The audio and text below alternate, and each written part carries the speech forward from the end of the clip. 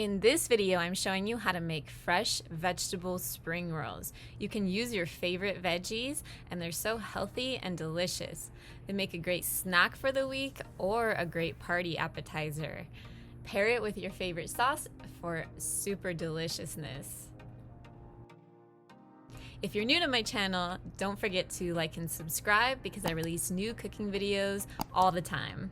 You can use your favorite ingredients, but I'm gonna be using carrot, cucumber, bell pepper, fresh mint, a little fresh cilantro, and then also some mixed greens. So let's get to it.